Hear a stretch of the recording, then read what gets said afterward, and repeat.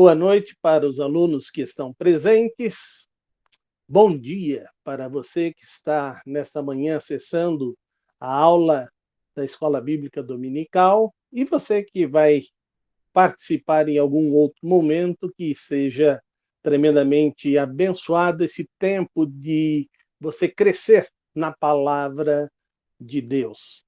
E isto eu tenho certeza que todas as vezes que nós temos contato com a palavra de Deus, nós somos abençoados, somos agraciados com novos ensinamentos na nossa vida, e isso com certeza vai derramando sobre nós a instrução que o próprio Espírito Santo de Deus vai guiando.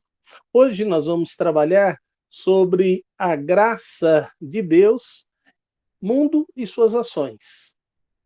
Então, é muito importante ver graça de Deus como presença de Deus.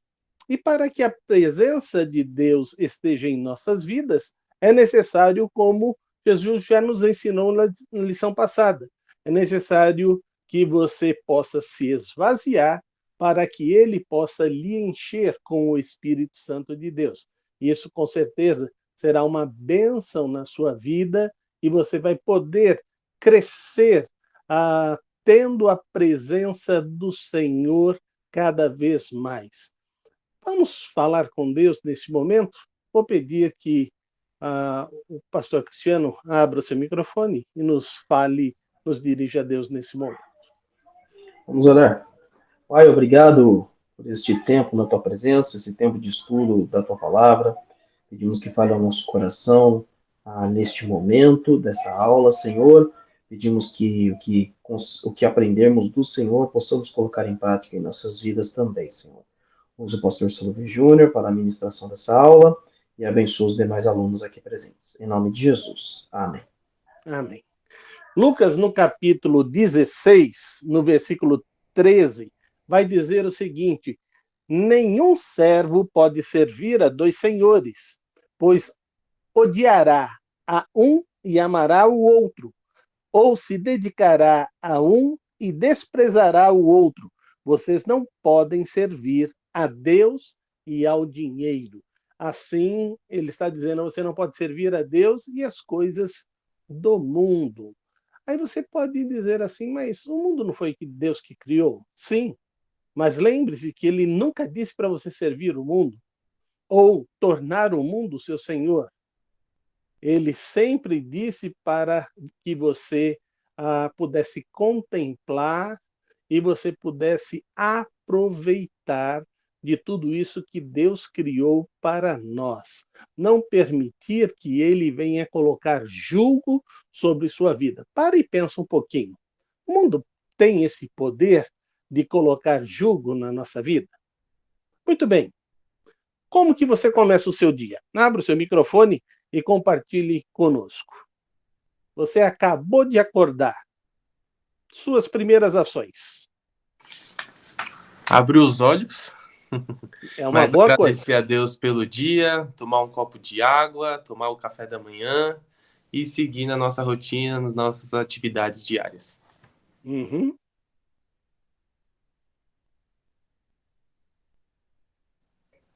Eu sou mais ou menos parecido com o Mateus, né? Eu acordo bem lento, assim, bem devagar, sem saber o que aconteceu no mundo, sem parecendo que passou um caminhão em cima, né? Eu acordo bem devagar. Então eu acordo,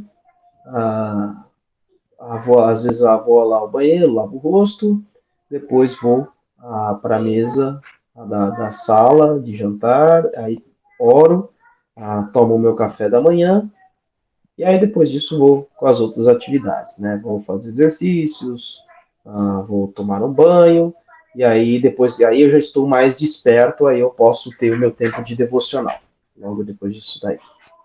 Uhum. Eu também, uma das primeiras coisas que eu faço é falar bom dia para o meu marido.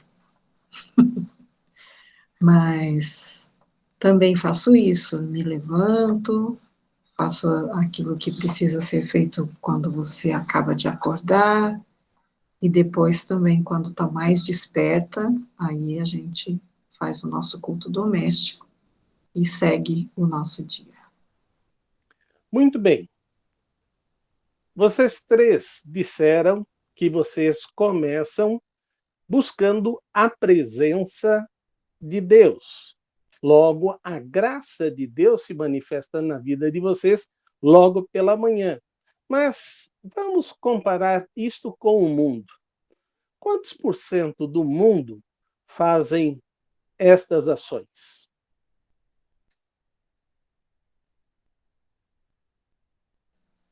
Acredito que seja um percentual bem pequeno.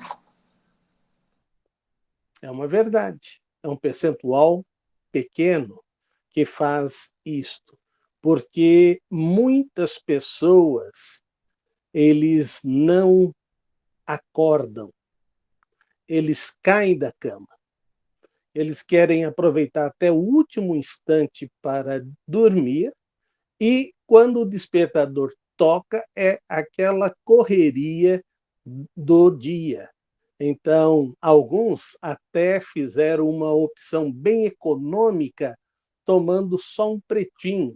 E outros fazem mais econômica ainda, que passa no caminho e toma no caminho um cafezinho para começar o dia. Se você chegar e perguntar para ele, ei, você esqueceu de agradecer o presente que você ganhou. Eu não ganhei presente nenhum. É lógico que ganhou. Eu não ganhei presente nenhum. Que presente é esse que eu não estou sabendo?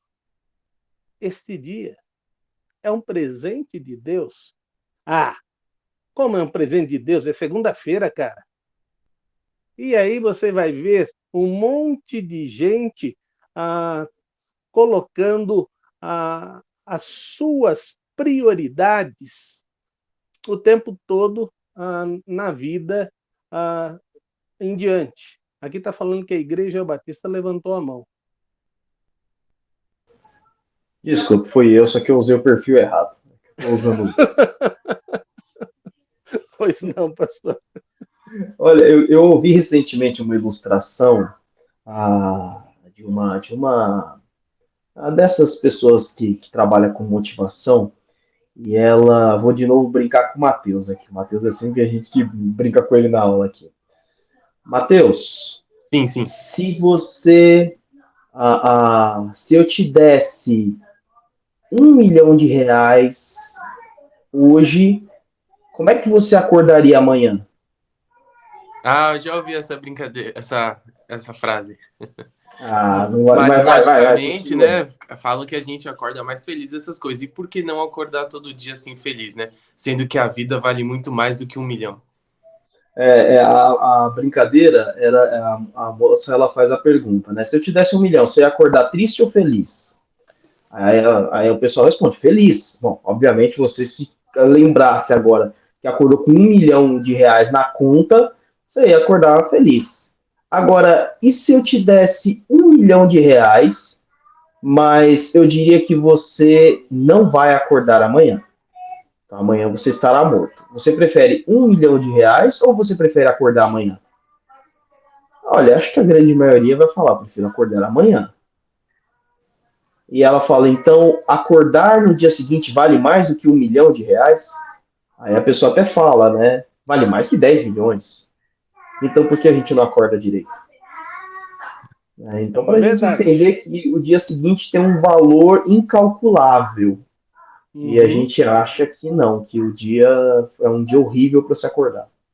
E não tem o porquê agradecer. É uma verdade, mas a gente não está dimensionando a bênção do presente de Deus. E porque a gente não está dimensionando a bênção do presente de Deus, também a gente não dimensiona a ausência da graça de Deus sobre nossa vida o dia todo. E esse é o grande problema, porque se você não recebe o presente, logo você não vive o dia como ele determinou. Ele diz, viva o dia para ser feliz. Se alegre. Então, a missão principal sua durante o dia é ser feliz. E quando você é feliz, você começa a mudar o ambiente. Foi mostrado uma simulação de que, sabe, esses novos escritórios que as mesas estão todas assim, meia que juntadas num salão grande, não tem mais todas aquelas paredes para que as pessoas que estão ali trabalhando possam se olhar e possam até se interagir mais. E então, uma pessoa começou a dar gargalhada, mas aquela gargalhada para lá de gostosa. E aí chamou a atenção de todo mundo que parou o que estava fazendo para ver o que a pessoa estava... Por que a pessoa estava dando tanta gargalhada tão feliz como ela estava dando? Daqui a pouco, as pessoas começaram a sorrir. E também começaram a dar gargalhada. E então, passado alguns minutos, uma pessoa começou a entrevistar os que estavam dando risada. Por que você está dando risada?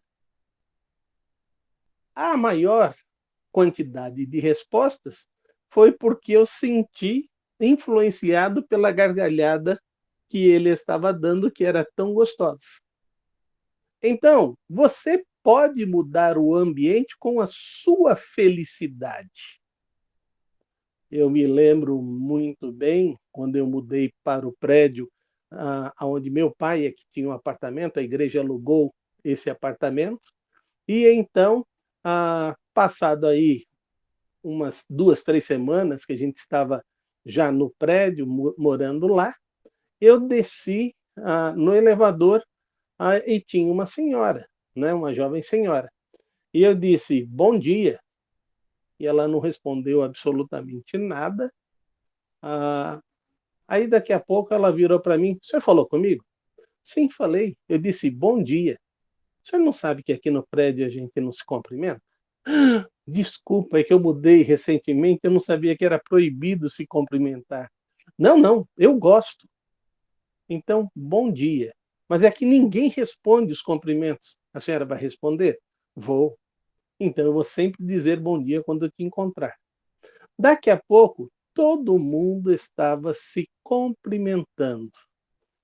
E aí a pergunta é, por que não se cumprimentavam antes?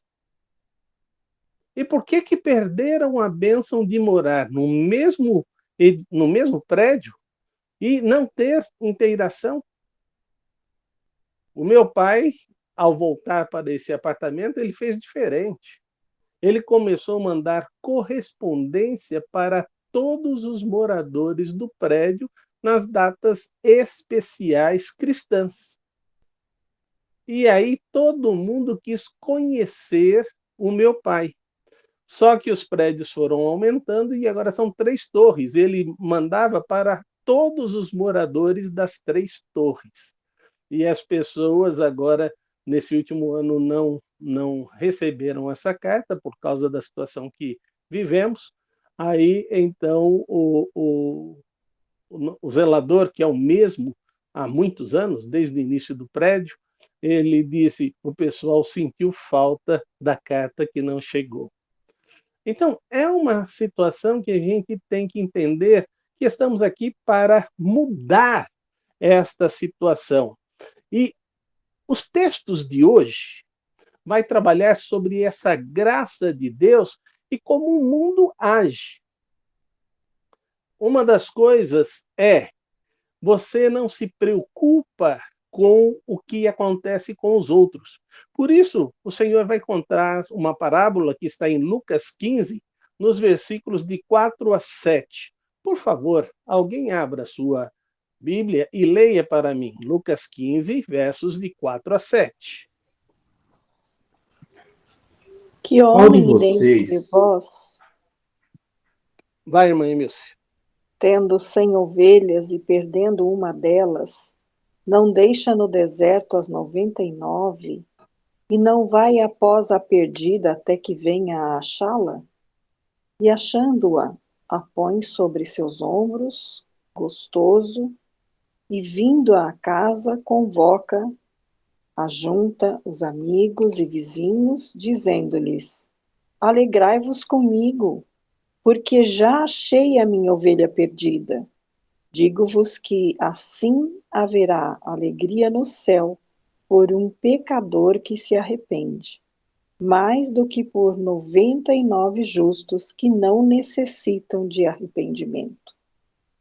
Veja, o mundo não dá valor.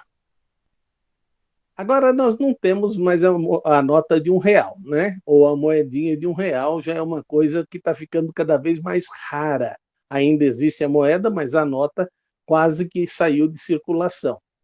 Mas quem vai fazer uma faxina na casa por perder R$ 1? Que é a próxima parábola da dracma perdida.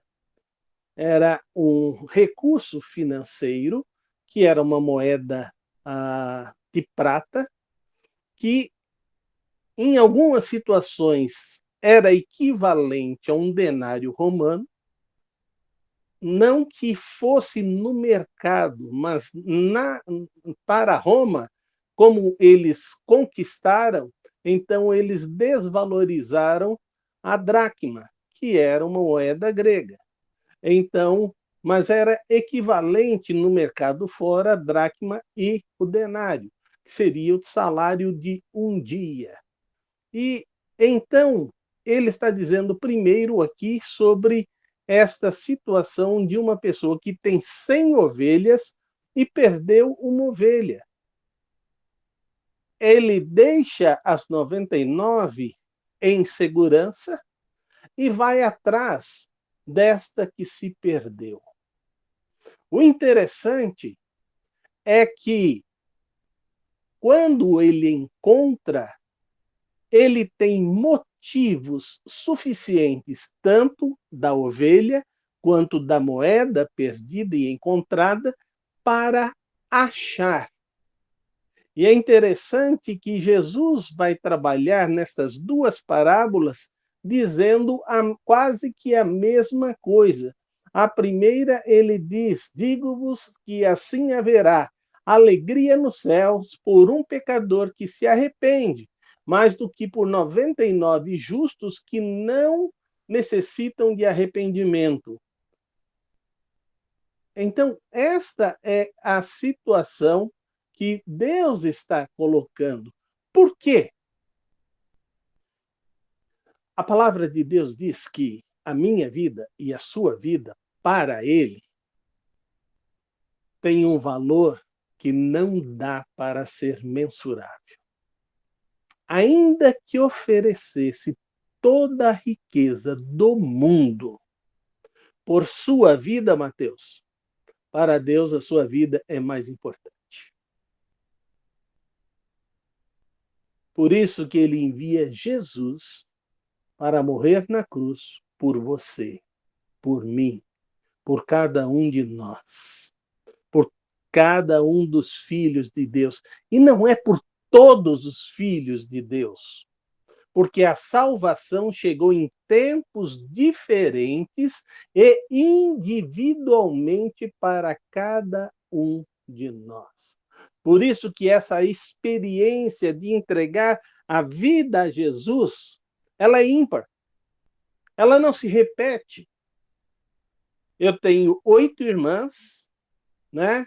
7 irmãs e eu na família, e nós temos experiências completamente diferentes. Meus 2 filhos tiveram encontros diferentes com o Senhor. A minha netinha tem um encontro diferente com o Senhor dos seus pais. E isso que é importante, por isso que a presença de Deus vai se caracterizando. Eu estava agora na segunda-feira com a Rebeca e ela está numa fase de a gente ter conversas mais fora do dia a dia, de coisas corriqueiras. E então eu perguntei para ela: Rebeca, O que que você anda fazendo de coisas do dia a dia? Ela disse: a coisa mais nova, vovô, é que agora eu tenho o meu momento com Deus. Eu entro no meu quarto e lá eu leio a palavra de Deus, né? Eu leio a Bíblia, ela falou, e depois eu oro. Eu tenho meu momento com Deus. E eu falei: e o que você está sentindo? Eu estou me sentindo abençoado. Eu estou me sentindo mais perto de Deus. Eu estou entendendo mais o que Deus está falando comigo. E isso é bênção. E cada vez que ela lê um texto da palavra de Deus, e ela vai completar 8 anos, né? Cada vez que ela lê um texto da palavra de Deus e ela tem o entendimento sozinha, ela se alegra. Eu fiz e entendi tudo que estava no texto da Bíblia. E eu falei: muito bom.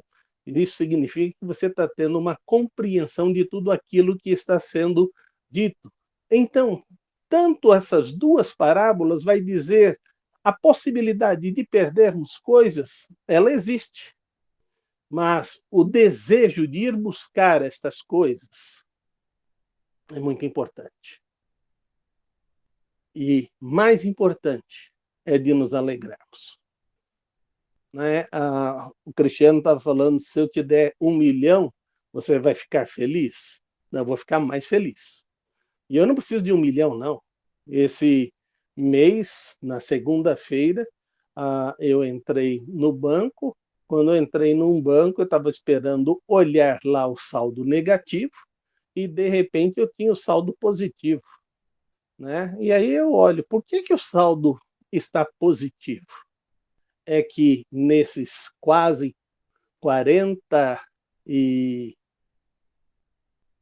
40 nada, mais de 50 anos que eu trabalho, a primeira vez que eu tive a restituição do imposto de renda, assim, declarei no dia 15 de maio e recebi agora na segunda-feira, né?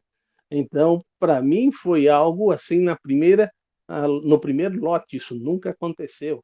E então eu já me alegrei só com a restituição, que não foi nem perto de 1 milhão, né? Ficou bem distante, nem deu para dar 10%, nem deu para dizer que foi aí esse dinheiro todo, mas foi um dinheiro que deu para cobrir o que estava para ser usado no especial. O que eu quero dizer para você é que as coisas que vêm a seu favor, você pode encarar: olha que coincidência. Não, eu encaro: olha que providência. Deus sabe o quanto eu estava orando para acertar e equilibrar a vida financeira nesse mês.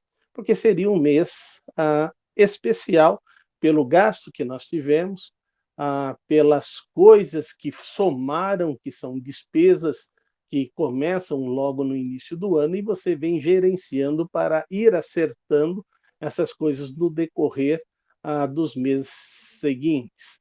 Mas é muito importante você ter em mente que você precisa se prevenir para que isso não venha te pegar de surpresa o tempo todo. Antes de entrar na terceira parábola, que vai falar sobre o filho perdido, eu queria fazer uma pergunta para vocês. Eu quero que vocês agora se coloquem na situação do pai. Como você reagiria se estivesse no lugar do pai do filho pródigo?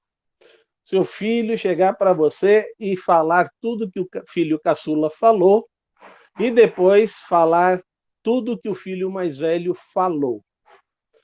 Como que você reagiria?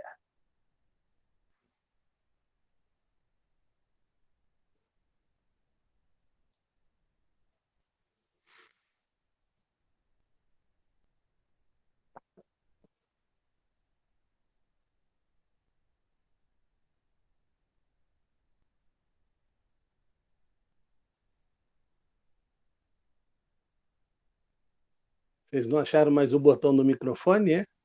Eu estava esperando o povo comentar aqui, mas eu vou ser o primeiro, hein? Não precisa ser o primeiro, não, gente. Pode ser um de vocês antes de mim, tá?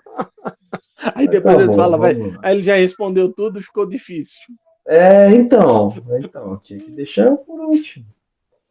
Ah, olha, ah, hoje já lendo o texto, já tendo passado muitas e muitas vezes pelo texto, hoje minha reação é diferente. Ah, até esse, inclusive, foi um dos textos que a gente trabalhou na área de hermenêutica lá na faculdade, né, na faculdade teológica. Então, realmente, eu tenho uma interpretação de texto com mais atenção, e aí a postura hoje é diferente.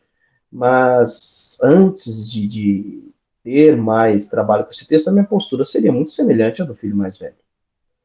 Ao olhar a, a postura do filho mais novo e simplesmente ele ter sido recebido com a graça do pai, né?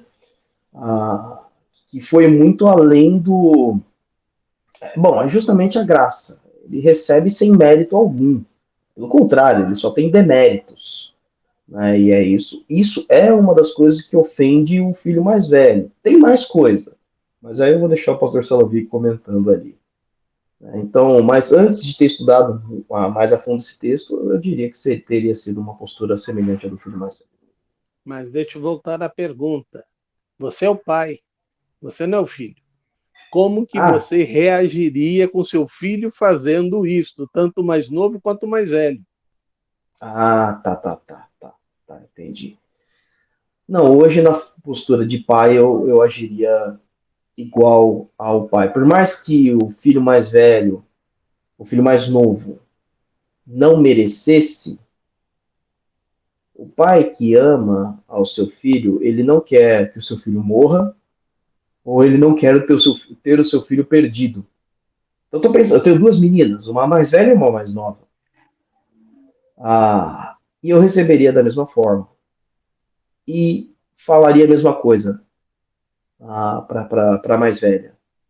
A questão não é se ela tem o mérito ou não. A questão é que eu a amo tanto que eu estou muito feliz de tê-la de volta à minha casa, aos meus braços. Hoje, como pai e pai de duas, eu consigo entender melhor essa posição.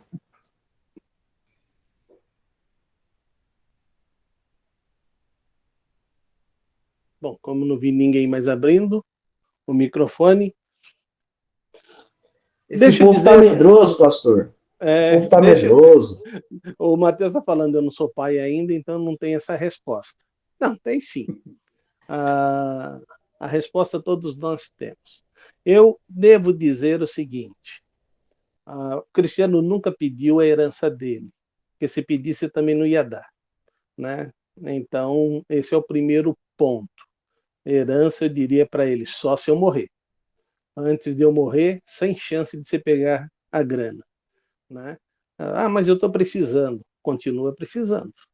Né? Vamos ver como a gente arruma e dá um jeito. Agora, para você fazer o que você está planejando, sem chance. Né?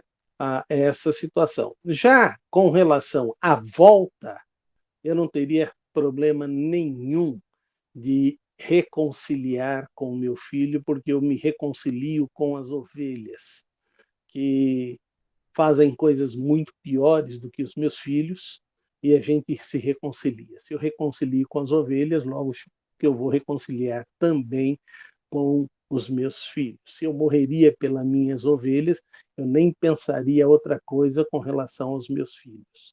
Né? A minha família direta, ela está sobre a minha guarda e sobre a minha proteção. Então é muito importante ter isto em mente. Mas o tempo todo nós estamos trabalhando desta mesma forma. Agora, pare e pensa um pouquinho. Quantas vezes nós já trabalhamos com Deus sobre esta situação? Senhor, há tanto tempo eu estou te pedindo estas coisas e não acontece nada. Por que acontece com os outros que nem têm relacionamento de vida com o Senhor? Olha, o senhor sabia que eu queria aquela promoção? e foi para o outro que é ímpio, que é trapaceiro, e não veio para mim. Quando é que o senhor vai começar a me honrar? Hoje, na leitura do texto da nossa devocional, minha e da Emilce, nós estávamos olhando sobre Josué ser engrandecido diante de toda a população, como Deus engrandeceu a Moisés, né? Então, foi sobre esse capítulo que nós estávamos refletindo na palavra de Deus, do livro de Josué, capítulo 3 e 4. É muito importante a gente ter em mente que Deus já tem feito isso em nossas vidas. É lógico que nós não estamos numa liderança de um povo de mais de 1 milhão de pessoas. Então, a projeção não será semelhante, mas você pode olhar e ser agradecido pelo que você fez no seu meio ambiente. Como eu dou graças a Deus por minha família ser o que ela é, por olhar pela família do meu pai e ver o que ela é, né? E como a gente, na hora dos momentos difíceis, a gente está todos juntos, todos participando e trabalhando dessa forma.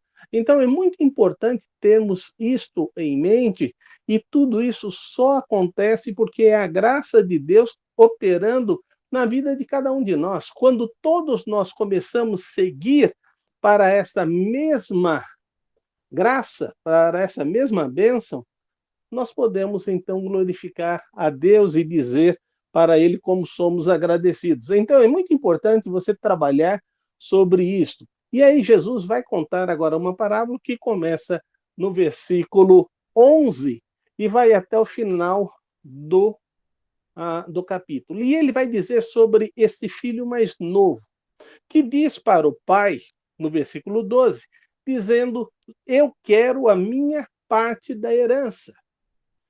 Gente, não existe parte da herança com seu pai vivo. Herança, ele pode destinar se ele quiser, mas você não tem direito. Então, é muito importante você ter isto em mente. Mas o seu pai, olhando, disse: tá bom, aqui está a sua parte. Quando o pai diz: tá bom, aqui está a sua parte, logo a herança também vai para o filho segundo. Então ele dividiu a herança. Filho 1 e filho 2 receberam a herança. Só que o filho 2 não entendeu o que aconteceu. E o filho 2 vai reclamar porque ele não entendeu. O seu pai diz: tudo era teu, você não tinha que pedir permissão nenhuma. Era só você pegar o animal e sacrificar e se alegrar com seus amigos. Quem disse que você tem que pedir permissão? É tudo seu. A parte do seu irmão já foi dada. Então, ele não entendeu o que o pai havia feito. Porque o pai não pode simplesmente tirar a parte do filho mais novo sem dar a parte do filho mais velho. Então, é muito importante termos isso em mente. E Deus está trabalhando dizendo: tudo já te foi dado. Aí você fala: espera aí, pastor, não estou entendendo. Você já leu no texto ou guardou na memória um estudo que o pastor Cristiano deu a aula alguns domingos atrás? Ele disse no texto lá que todos nós já fomos abençoados com toda sorte de bênçãos nas regiões celestiais. Todo tipo de bênção já foi nos dado. E por que eu não tenho? Porque você não tomou posse. É só tomar posse? É só tomar posse. Para Josué ele vai dizer: o lugar onde você pisar a planta do vosso pé, eu vou te dar.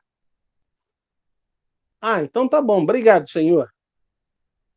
Mas, Senhor, eu não ganhei nem 1 metro ainda. Espera aí, quantos passos você já deu? Nenhum. Estou esperando a bênção. A bênção não vem se você não colocar a planta do pé. Mas se você colocar a planta do pé, é interessante que o Mar Vermelho, Moisés estende o seu bastão e o mar se abre. Agora, o Rio Jordão, não. O Rio Jordão, os sacerdotes tiveram que colocar o pé na água. E quando eles colocam o pé na água, o rio para de correr e forma uma muralha. E eles entram no Rio Jordão e ficam lá no meio até que todo mundo passe.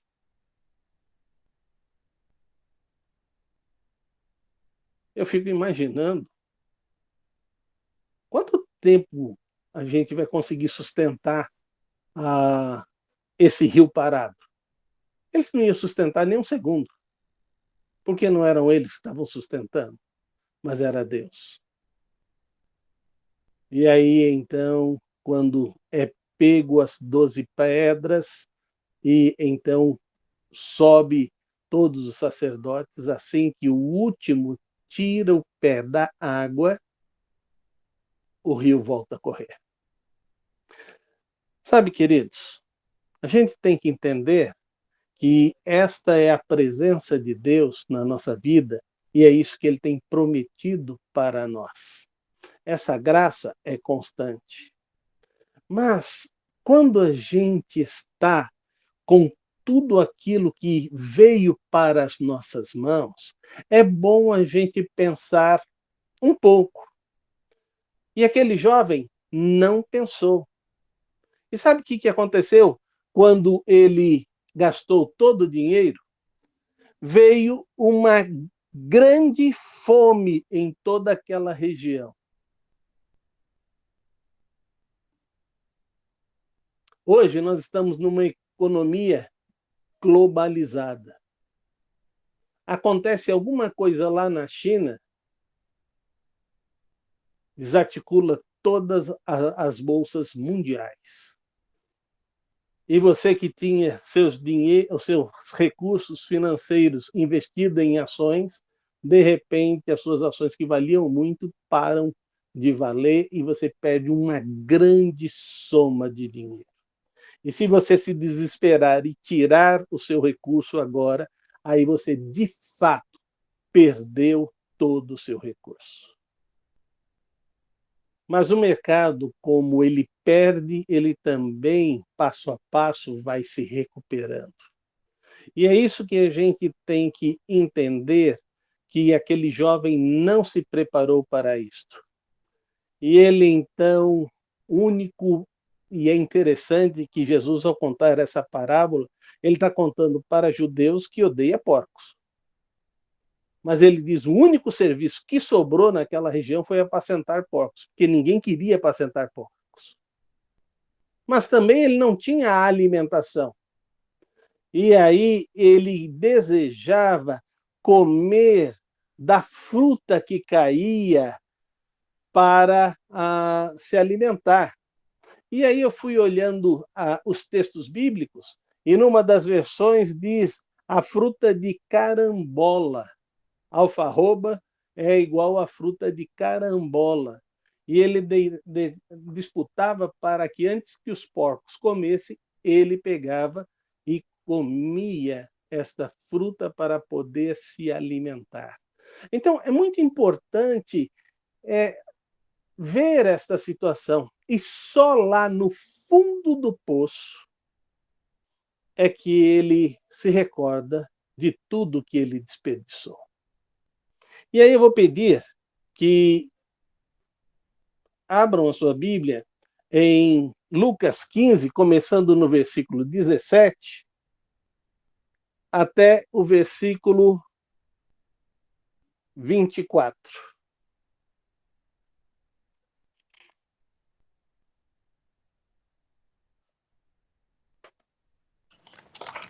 Caindo em si, ele disse, quantos empregados de meu pai têm comida de sobra, e eu aqui morrendo de fome? Eu me porei a caminho e voltarei para meu pai. E lhe direi, pai, pequei contra o céu e contra ti. Não sou mais digno de ser chamado teu filho. Trata-me como um dos teus empregados. A seguir levantou-se e foi para seu pai. Estando ainda longe, seu pai ouviu e, cheio de compaixão, correu para seu filho e o abraçou e beijou. O filho lhe disse: Pai, pequei contra o céu e contra ti. Não sou mais digno de ser chamado teu filho. Mas o pai disse aos seus servos: Depressa, tragam a melhor roupa e vistam nele. Coloquem um anel em seu dedo e calçados em seus pés. Tragam um novilho gordo e matem-no. Vamos fazer uma festa e alegrar-nos, pois este meu filho estava morto e voltou à vida. Estava perdido e foi achado. E começaram a festejar o seu regresso. Muito bem. No versículo 20, vai mostrar algo que é muito importante da gente perceber. Ele levanta e vai para o seu pai. Mas estando ainda longe, seu pai o viu e, cheio de compaixão, correu para o seu filho, abraçou e beijou.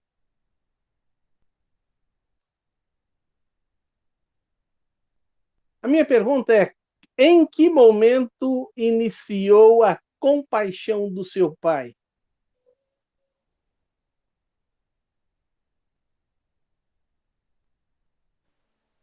Acredito que ele nunca deixou de ter esse sentimento. E era um sentimento que já fazia parte da vida desse pai, a compaixão. A entrega da herança já é por compaixão, não por direito. Mas é interessante que ele estava lá todos os dias, olhando para aquela estrada deserta.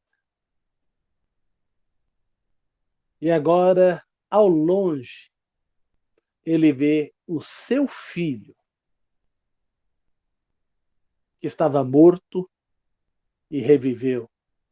Tinha se perdido e se achou. Eu quero dizer uma coisa muito importante para você. O nosso Pai Celeste está com os braços abertos o tempo todo.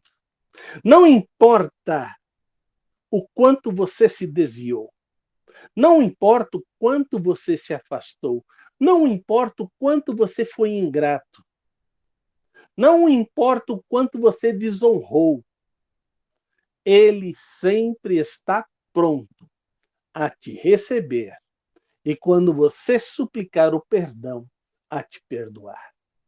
Então é muito importante você ter em mente que não há por que temer. E foi isso que encorajou o filho mais novo. Quantos trabalhadores, não é quando eu era filho, tem abundância de pão e eu aqui estou padecendo necessidade? A minha pergunta é: por que você vai ficar sofrendo sem Cristo? Eu tenho escutado muitas explicações porque as pessoas se afastaram dos caminhos de Deus. Você não imagina quantas eu já ouvi. E eu tenho dito algumas coisas que têm mexido com as pessoas. Você tem inúmeros motivos, mas eu tenho uma razão para você voltar. Qual a razão para eu voltar? Porque só Ele pode te perdoar. E só Ele pode restaurar a sua felicidade. Nada, absolutamente nada, neste mundo vai preencher aquilo que só Cristo pode fazer. Então, deixe Ele fazer. E você vai ver a bênção do Senhor em sua vida. Você vai ver isto que o Pai manda fazer. Deus faz também no céu. Ele se alegra, o céu se alegra por uma pessoa que se arrepende e volta para o Senhor. E se nós entendemos isso, vamos ter a bênção de Deus sobre nossas vidas. Porque Deus está falando com os seus filhos que tem a salvação eterna. E isso é muito importante termos em mente. Vamos ver o que as pessoas estão fazendo no mundo, ou até mesmo os filhos de Deus estão fazendo no mundo, que tem desagradado a Deus. Isso está no capítulo 16, versículos de 1 a 4. Por favor, leia.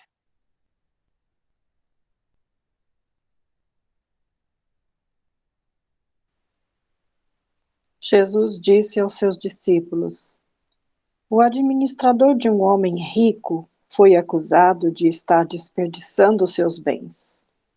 Então ele o chamou e lhe perguntou: Que é isso que estou ouvindo a seu respeito? Preste contas da sua administração, porque você não pode continuar sendo o administrador. O administrador disse a si mesmo: Meu senhor está me despedindo, que farei? Para cavar não tenho força, e tenho vergonha de mendigar. Já sei o que vou fazer, para que quando perder o meu emprego aqui, as pessoas me recebam em suas casas. Obrigado. Muito bem. Deixa eu colocar uma coisa importante para você. No meu primeiro ministério, não sei se brincaram ou se não brincaram, mas eu levei a sério.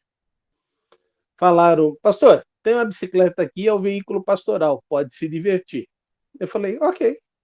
Eu montava na bicicleta e saía para fazer visita. Naquele tempo o pastor usava terno e gravata, né? Eu de terno e gravata com a bicicleta e andando pela cidade toda de Araras. Onde ia de bicicleta fazer visita, encostava na casa dos membros e fazia a visita que eu tinha que fazer. Até que uma pessoa chegou e disse para mim: pastor, é uma vergonha ter o nosso pastor andando de bicicleta na cidade. E eu disse: tá, mas esse não é o veículo pastoral? Ah, pastor, fizeram uma brincadeira de muito mau gosto. É lógico que não, tem uma bicicleta aí que usavam no passado, mas não é do pastor. Falei: tá bom, então se estou envergonhando, eu não vim aqui para envergonhar a igreja, então tudo bem. E Emilce foi abençoado com um aumento na Telesp, Telesp, na Telesp, e então deu recurso para a gente comprar o carro. E aí, então, minha mãe me procurou e disse: filho, compra um carro bem velhinho, de preferência um Fusca. Eu disse: mãe, primeiro, Fusca eu não vou comprar nunca, porque eu sofri um acidente com Fusca e não gosto do Fusca e não vou entrar num Fusca. Então esquece, não vou comprar Fusca. Mas eu vou perguntar para Deus qual o carro que Ele quer que eu compre. E Deus nos abençoou e eu comprei um carro. Era um Chevette 84. 80. Era 4 anos do zero, né? E aí minha mãe, quando viu o carro, eu falei: mãe, esse foi o carro que Deus deu. E ela disse: filho, é muito chique. Você não deveria ter comprado esse carro. A minha mãe estava certa, porque muita gente da igreja vendeu seus carros e comprou carro acima do meu. Eu falei: ótimo, foram abençoados também. Mas a Emilce foi abençoada de novo. E 2 anos depois, quer dizer, 1 ano depois, eu comprei um carro 2 anos do zero.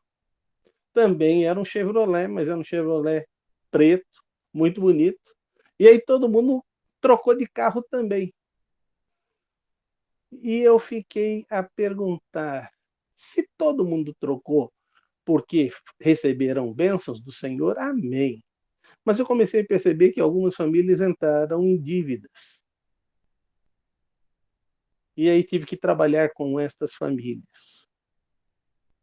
dizendo: o que você está administrando é porque Deus te deu ou é porque você não pode ficar ficar abaixo do seu líder? Sabe, meus irmãos, eu tenho percebido que isto acontece na sociedade. Agora, não sei se acontece, mas no prédio onde eu moro, logo no início, também acontecia a mudança de carro quando uma, duas pessoas trocavam de carro, a maioria trocava de carro no final do ano.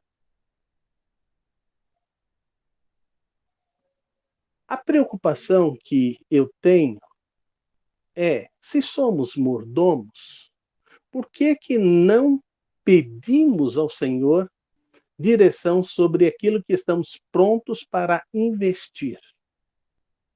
Porque se nós investirmos fora do plano de Deus, o recurso vai faltar para as outras coisas que Deus está determinando.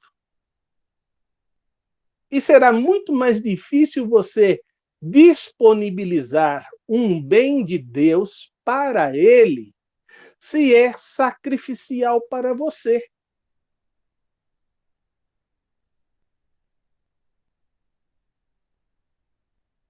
Eu tenho visto o Anselmo e o Paulo fazendo pedidos sobre as roupas de inverno para a gente levar. Eu tenho roupas para levar. E no domingo passado fiquei muito mal, porque eu disse, eu só não parei para separar. Mas enquanto isso as pessoas estão com frio.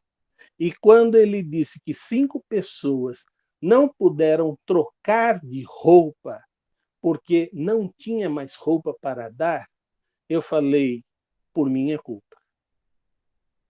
Porque se eu já tivesse trazido as roupas minhas, talvez ele tivesse roupa para colocar.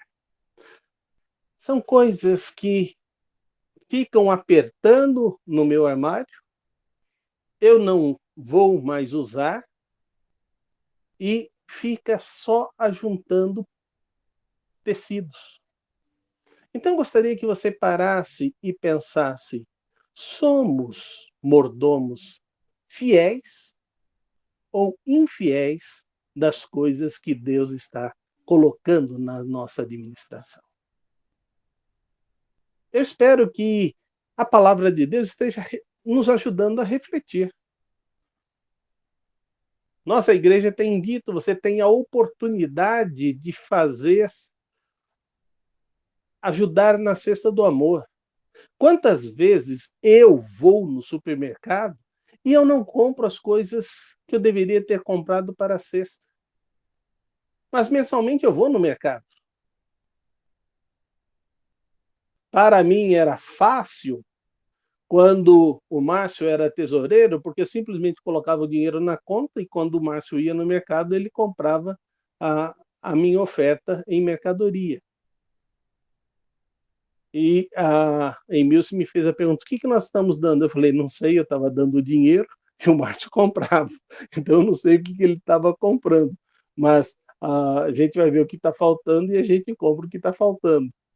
É muito importante a gente sim entender como abençoado para abençoar.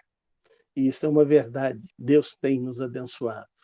Então, não desperdice a bênção que Deus tem colocado na minha vida e na sua vida para que as coisas possam ser feitas. Então, não sejamos mordomos infiéis. Pelo contrário, sejamos mordomos que estão conscientes da sua responsabilidade. O outro trecho da palavra de Deus que está em Lucas 16, no versículo 14 a 17, nós vamos ver o Senhor reprovando os fariseus. E vamos ver por que o Senhor reprova os fariseus. Pode ler, por favor. Os fariseus que amavam o dinheiro ouviam tudo isso e zombavam de Jesus. Ele lhes disse: vocês são os que se justificam a si mesmos aos olhos dos homens, mas Deus conhece os corações de vocês. Aquele que tem muito valor entre os homens é detestável aos olhos de Deus. Até o 16. Até o 17. A lei e os profetas profetizaram até João. Desse tempo em diante estão sendo pregadas as boas novas do reino de Deus, e todos tentam forçar a sua entrada nele. É mais fácil o céu e a terra desaparecerem do que cair da lei o menor traço. O que o Senhor está nos ensinando aqui? Ele está nos ensinando, isso está em Gálatas 3, 23 e 24, antes que viesse esta fé, estávamos sob a custódia da lei, e nela encerrados até que a fé que haveria de vir fosse revelada. Assim, a lei foi o nosso tutor até Cristo, para que fôssemos justificados pela fé. O Senhor está dizendo aos fariseus que a religiosidade que eles estavam se apegando tanto não iria levá-los a viver um relacionamento de fazer a vontade de Deus. Então ele coloca: a lei trouxe você até João Batista, mas agora você tem o Deus encarnado que está mostrando a vontade de Deus para vocês. E vocês não estão crendo. E se vocês crescem na vontade do Pai, vocês conheceriam o Filho. Isto são bênçãos da parte de Deus que está colocando sobre o tempo da lei. No tempo da lei, se você quebrasse um dos mandamentos, você quebrava toda a lei. Mas também no tempo da lei, você não teria justificação. Mas no tempo da graça, onde você cai, o Senhor te levanta e coloca você em pé para que você prossiga na caminhada com Ele. Então é muito importante você ter em mente que a salvação que Cristo trouxe ao mundo, trouxe de uma vez para a eternidade. Por isso que a gente traz da palavra de Deus, uma vez salvo, salvo para sempre. Porque ninguém tem poder de tirar você das mãos do Senhor. Ninguém, nem você mesmo. Então, uma vez salvo, você está salvo para sempre. Você está com o seu nome escrito no livro da vida. Você foi selado pelo Espírito Santo da promessa. E agora você precisa viver com o Senhor aqui na terra, tendo este relacionamento. E agora, ele vai encerrar esse capítulo trabalhando sobre a vida de um rico que tinha tudo aqui na terra e um pobre que não tinha nada aqui na terra. Um recebia todas as benesses do mundo, vivia só para o prazer do mundo, como muitas pessoas estão vivendo nos dias de hoje, só para o aqui e agora, só usufruindo dos momentos. Malemar tem um tipo de relacionamento religioso que é como se estivesse cumprindo uma missão e terminou essa missão, ele está livre para continuar vivendo a sua alegria, extravasando tudo aquilo que fez. E a igreja também tem se associado a esta libertinagem para que as pessoas entendam.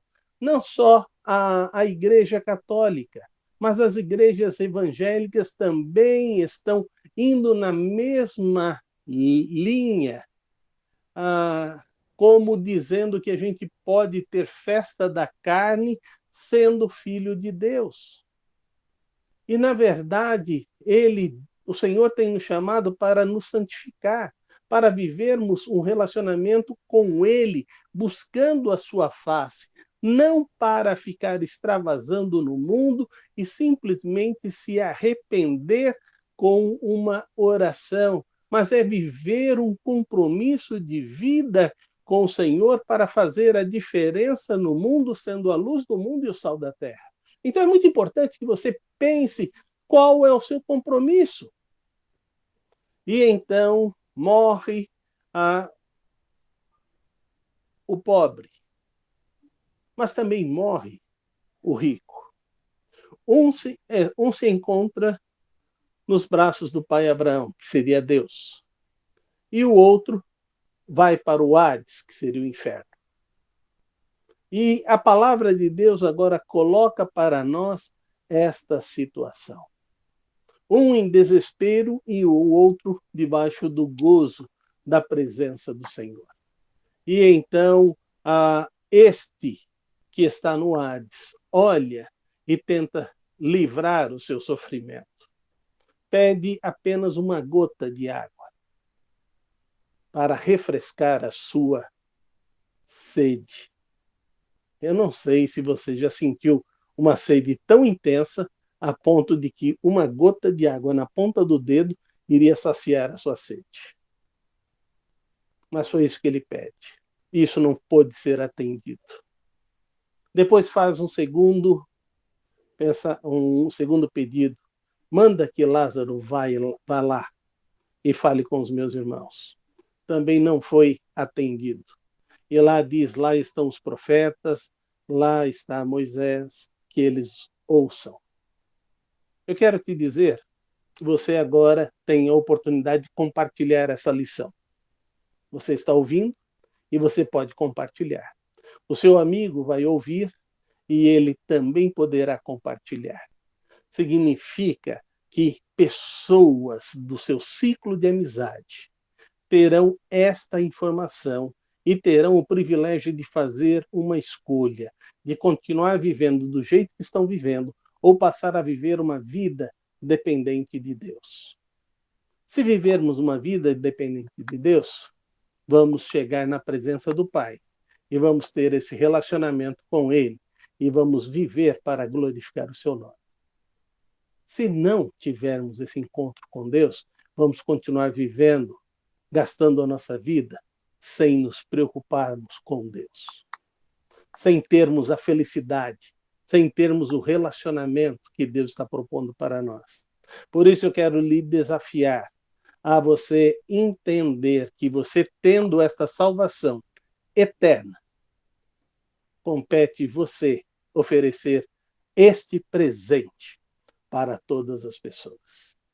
Que Deus possa aplicar este ensinamento na sua vida e que você verdadeiramente possa compartilhar com seus amigos a bênção de ter a graça de Deus, a salvação eterna na sua vida e começar a agir diferente que o mundo age. Que Deus, pois, te abençoe. Pastor Solovê, obrigado pela aula, muito abençoadora, muito direcionadora. E você que está participando aí conosco online pelo YouTube, está convidado a participar também através dos seus comentários. Então, pode colocar aqui abaixo. Não esqueça de compartilhar, de curtir. Se você ainda não é inscrito ou inscrita no nosso canal, se inscreva aqui, ative aquele sininho para as notificações para você poder receber toda a programação que vem pelo YouTube da nossa igreja, tá bom? A gente espera vocês aqui conosco. Você que é de longe, pode permanecer aí conosco no YouTube. Daqui a pouquinho estreia o nosso culto de celebração ao Senhor ao vivo. Se você está aqui em São Paulo, na Zona Leste, a gente convida você para participar conosco aqui na Vila Matilde, Rua José Mascarenhas, 1789, Vila Matilde, São Paulo, tá bom? Você será muito bem-vindo a estar conosco.